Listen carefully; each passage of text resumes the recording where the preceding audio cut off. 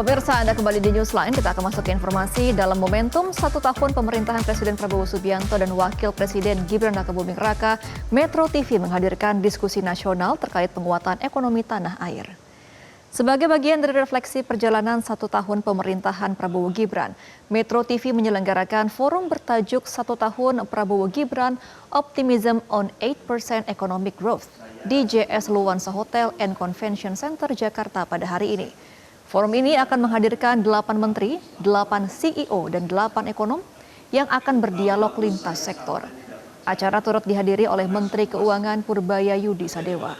Diskusi akan dibagi ke dalam 4 sesi utama, di antaranya diskusi mengenai investasi yang akan membahas kunci percepatan pertumbuhan ekonomi dan menyoroti strategi memperkuat iklim investasi nasional.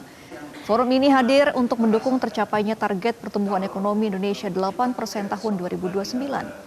Melalui pemikiran brilian para narasumber, diharapkan lahir terobosan dalam mendorong perekonomian serta bermanfaat dalam menjawab berbagai tantangan. Bapak bisa bayangkan dengan ekonomi 5,12 ini dibuka Pak, naik bis di atas 8 Pak, makanya Pak Purbaya tuh yakin. Pemirsa, jelang 1 tahun pemerintahan Presiden Prabowo Subianto, sejumlah target dan realisasi telah dipaparkan oleh para narasumber melalui forum Metro TV. Kita bergabung dengan jurnalis Metro TV Insan Suwardi langsung dari JS Luansa Jakarta. Selamat siang Insan, apa saja paparan yang sudah disampaikan oleh para narasumber, terutama dalam target mencapai pertumbuhan ekonomi 8%?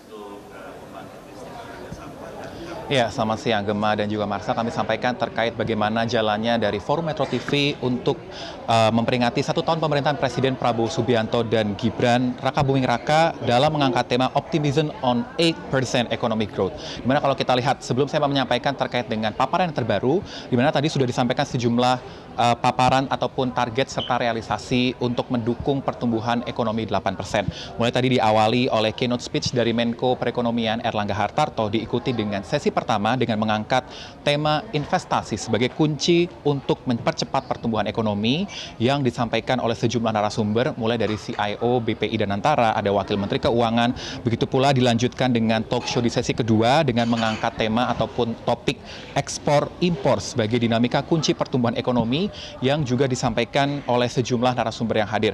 Mulai dari Wakil Menteri Perindustrian, ada juga dari Menteri Ekonomi Kreatif, dan ada beberapa narasumber.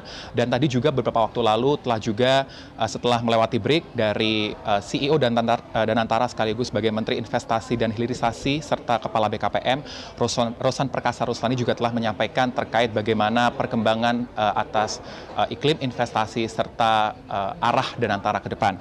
Tidak hanya itu, saat ini masih berlangsung dari sesi ketiga, di mana dengan mengangkat topik atau tema mendorong konsumsi sebagai penggerak utama pertumbuhan ekonomi nasional, ini disampaikan oleh sejumlah narasumber yang hadir. Mulai dari tadi kalau kami pantau ada Menteri UMKM Maman Abdurrahman, ada juga dari Menteri Koperasi Ferry Juliantoro, ada ekonomis dari Badan Komunikasi Pemerintah yakni Fitra Faisal, ada juga dari Ketua Umum Apindo Sinta Kamdani.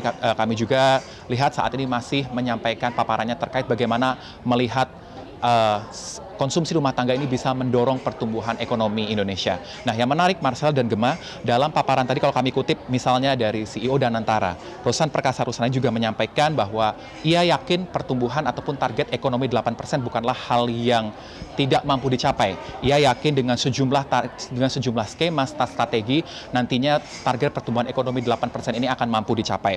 Mulai dari tadi ia menyampaikan di mana realisasi investasi dan hilirisasi yang telah mencapai rata-rata di angka 30%, ini didominasi oleh dari beberapa sektor perkebunan serta sektor kelapa sawit.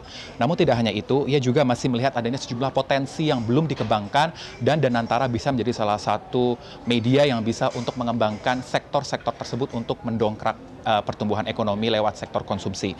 Seperti tadi kalau dia lihat ataupun menyampaikan terkait potensi energi terbarukan atau renewable energy, di mana ada potensi di angka 3.700 gigawatt dan baru hanya terserap atau realisasi sekitar 15,1 gigawatt atau baru hanya di angka sekitar 1% saja. Di mana Rosan juga tadi memaparkan terkait dengan realisasi investasi di semester pertama tahun 2025 sebesar 942,9 triliun atau naik sekitar 13,6% secara year on year. Ini menjadi salah satu bukti ataupun capaian yang bisa turut mendorong ataupun mencapai realisasi pertumbuhan ekonomi 8%. Nah, kalau kita lihat memang dari suasana yang ada di Forum Metro TV untuk memperingati menjelang satu tahun pemerintahan Presiden Prabowo Gibran, di mana dengan mengangkat optimism on 8% economic growth ini masih terus berlangsung, di mana kalau kita lihat di dalam ini masih disampaikan terkait bagaimana strategi-strategi mereka dalam mencapai pertumbuhan ekonomi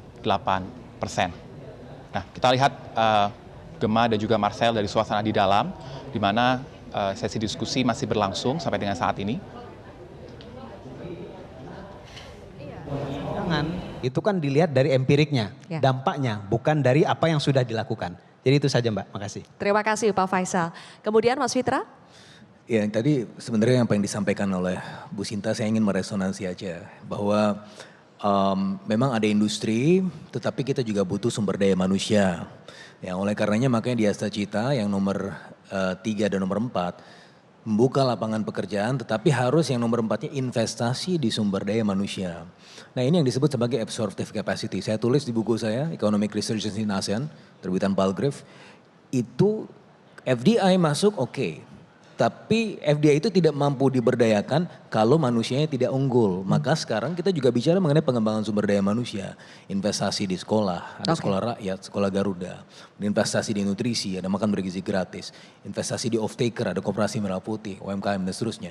Nah, itu merupakan satu ekosistem yang utuh untuk membangun sumber daya manusia untuk mampu untuk meraih atau mengutilisasi peluang-peluang ekonomi yang masuk. Oke, investasi di sumber daya manusia. Terima kasih. Ibu Sinta?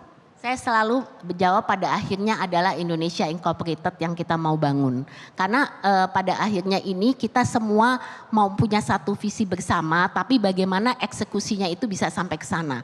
Oleh karenanya kami dari pelaku usaha selalu mengharapkan bahwa kami juga adalah pemilik pemegang saham dari Indonesia.